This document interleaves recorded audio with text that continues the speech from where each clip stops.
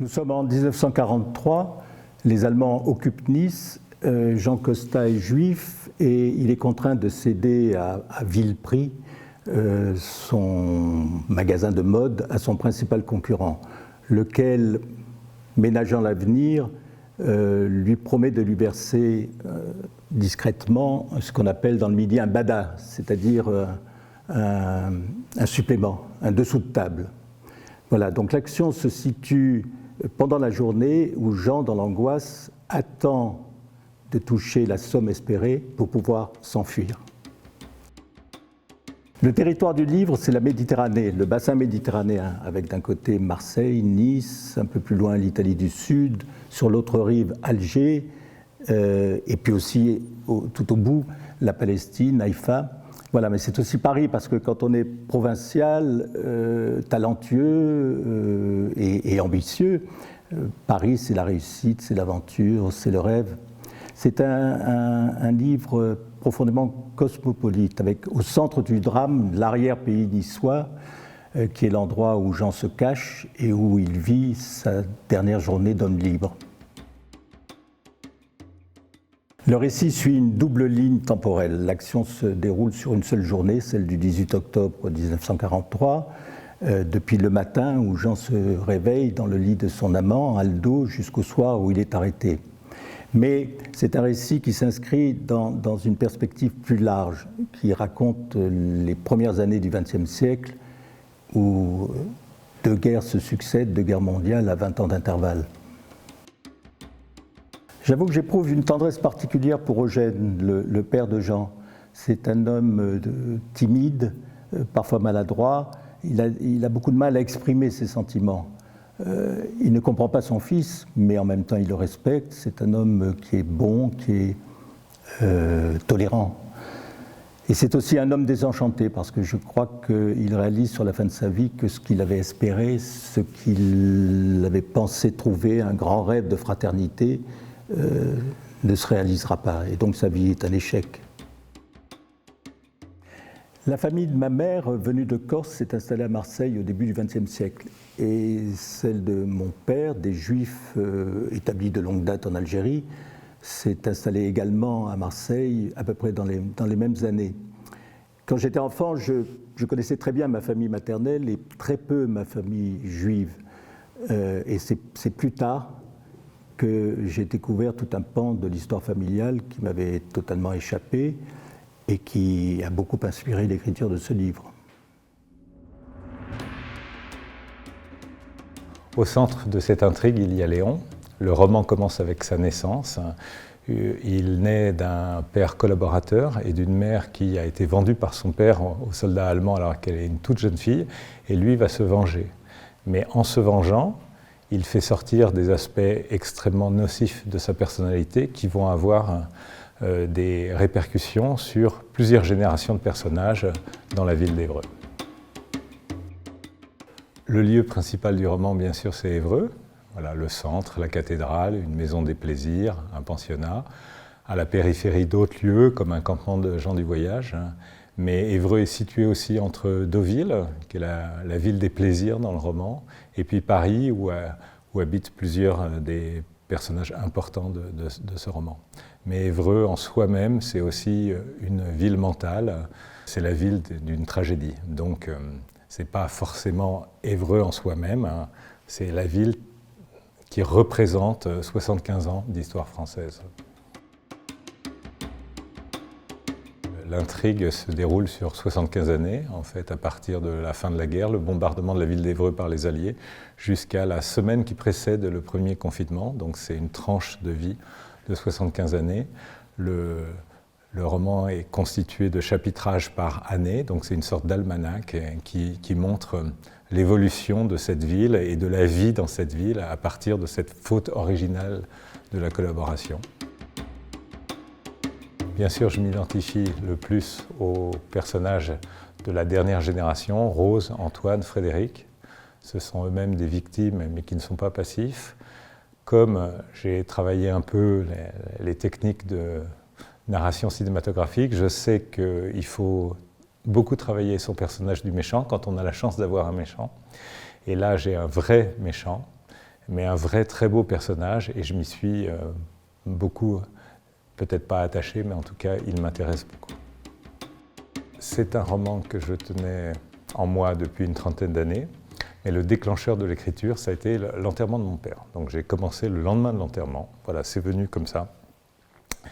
Et quand je l'ai retravaillé, j'avais en moi un esprit de musicien, puisque c'était ma première occupation d'être musicien, et j'ai essayé que le roman ait une structure et aussi donne une émotion de musique. Alors ce livre raconte la destinée ultra-romanesque des Dassin père et fils, donc Jules le cinéaste américain et Joe le chanteur de variété, bien connu, qui est mort à Papeete le 20 août 1980. Et c'est Jules qui raconte l'histoire, et il se remémore tous les 20 août depuis la naissance de son fils en 1938. Voilà, donc c'est la particularité du livre, une seule journée pour raconter 4 décennies. Alors, chaque 20 août, on change d'endroit. Et comme ce sont de grands voyageurs l'un et l'autre, Jules et Joe, eh bien, on voyage un peu autour du monde. Les lieux importants, c'est New York, c'est Los Angeles, c'est Paris, c'est Genève, c'est Londres, c'est Prades dans les Pyrénées-Orientales, c'est Deauville, Paris bien sûr. Et c'est Tahiti, où se termine l'histoire, pour n'en citer que quelques-uns, parce que c'est un roman planétaire, parce qu'on fait le tour du monde. Alors, l'intrigue se déroule entre 1938 et 1981, c'est-à-dire 4 décennies très importantes du XXe siècle, où il se passe une foule de choses. La Deuxième Guerre mondiale, et puis la chasse aux sorcières qui va provoquer la fuite de Jules Dassin. Et puis ensuite, ça va être toute la révolution culturelle, la Beat Generation, etc. Ensuite, on va avoir la Grèce des colonels, évidemment, puisque le destin de Jules va être à nouveau percuté par ce grand événement. Mai 68, évidemment, et puis la guerre d'Algérie et le Vietnam. Celui auquel je m'identifie le plus, c'est Jules, très certainement, parce que j'ai l'âge qu'il avait quand il a perdu son fils, parce que, au moment où il se remémore toute cette histoire. Joe également, parce que il a eu la douleur de perdre un enfant nouveau-né, ce qui m'était là, ça arrivait. Mais le personnage auquel je m'identifie, je ressemble le plus, pas je m'identifie, je ressemble le plus, c'est Mélina Mercouri. Pour tous ses excès, pour cette impossibilité qu'elle a de tricher, de mentir, pour la façon qu'elle a eue de mener sa vie sans rien calculer, et elle se donne à fond dans tout ce qu'elle fait. Ça, c'est vraiment le personnage qui me ressemble le plus. J'avais l'idée du roman depuis très longtemps, l'idée de raconter une vie en ne retenant qu'une seule date, à savoir la date de la mort du personnage principal, mais je n'avais pas le sujet. Le sujet, je l'ai trouvé le jour de l'enterrement de ma mère, en voyant les 2 dates sur la tombe. Je me suis dit, je ne peux pas raconter ça, ma mère ne ferait pas un bon personnage. En rentrant de l'enterrement, on a, avec mes frères, rassemblé quelques affaires, fait un peu de rangement, et on a découvert des vieux vinyles de Joe Dassin que ma mère collectionnait. Elle était agrégée de philosophie, c'est une élève de Bachelard et de Jean Kelevitch, et elle avait une passion pour Joe Dassin.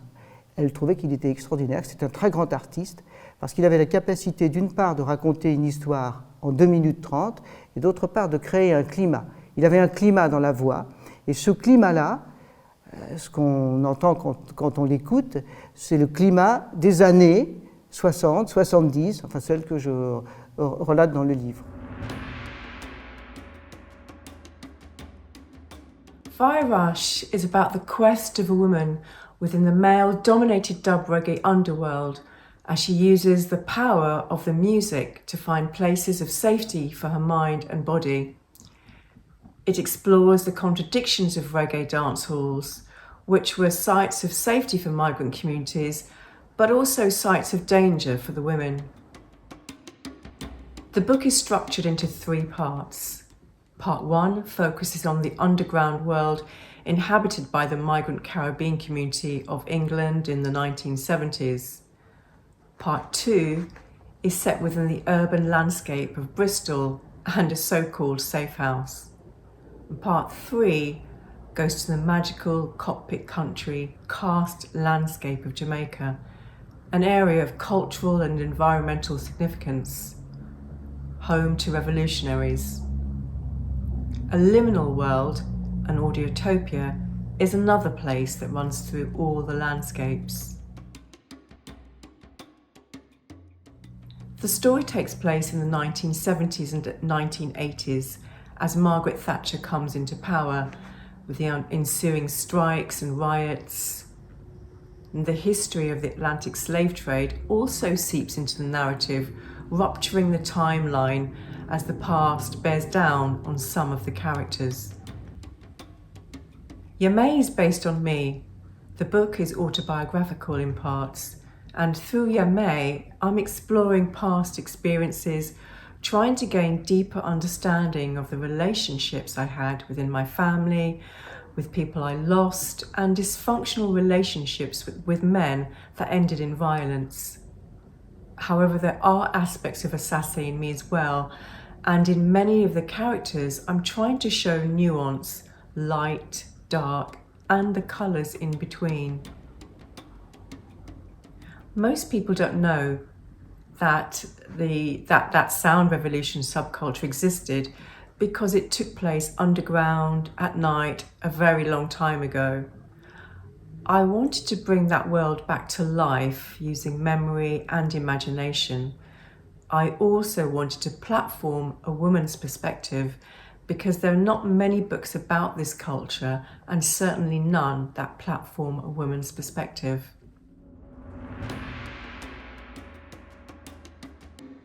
The big picture of the book, the simple picture, is one day it appears a huge star on the sky that people have never seen before. And underneath the star, lots of weird things starts to happen. Places in my story are very important because it's 9 different characters and that each belong to a certain place, and it all set in Norway. So it's one place by the coast in the south and then one city amongst the mountains in the west. Story takes place in late August in an incredibly warm summer. We don't know the year exact, but it's in around our time. It's 9 characters in the novel. They're all very different and comes from different walks of life. So there is a young girl, she's 19. I'm kind of a bit like her. And there is a literature professor who is my age. I'm kind of a little bit like him too. And there is a mother taking care of her mother. She's also my age. It's a little bit of me and her too, and so on and so on. So I'm a bit everywhere in the novel, but none of them are me. I read Dracula by Bram Stoker when I was a teenager, and that book always been in my mind somehow. And I always wanted to write a book that transgressed reality. And so I did in The Morning Star.